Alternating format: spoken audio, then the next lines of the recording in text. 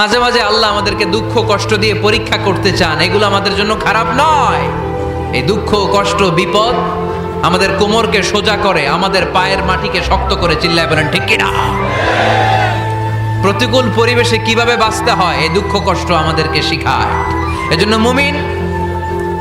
মুমিন বান্দার বৈশিষ্ট্য হচ্ছে দুঃখ কষ্ট বেদনা জ্বালা এগুলোতে সে আপসেট হয় না, সে হাল ছেড়ে দেয় না, সে ভরসা রাখে একজনের উপর। চিল্লায় বলতে হবে তিনি কে? কারণ মুমিন জানে রাত্রি যত গভীর হয় অন্ধকার তমানিসা ভেদ করে সুবহে সাদিক হয়। মুমিন জানে গর্ভবতী নারীর পেটের ব্যথা যেই দিন বাড়তে থাকে ওই দিনই নতুন মেহমান আগমনের সময় ঘনাতে থাকে।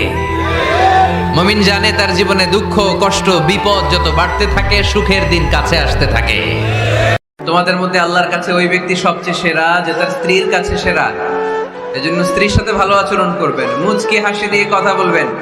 এমনকি আল্লাহর হাবিব বলেছেন অফি বুদআই আহাদিকুম সাদাকা, তোমরা শীতের রাতে স্বামী স্ত্রী যখন এক কম্বলের নিচে সময় কাটাও ওই সময়গুলোর জন্য তোমার আমলনামায় সওয়াব দিয়ে ভরে দেয় কে?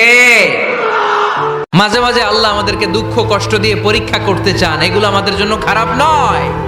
এই দুঃখ কষ্ট বিপদ আমাদের কোমরকে সোজা করে, আমাদের পায়ের মাটিকে শক্ত করে। চিল্লায় বলেন ঠিক কিনা?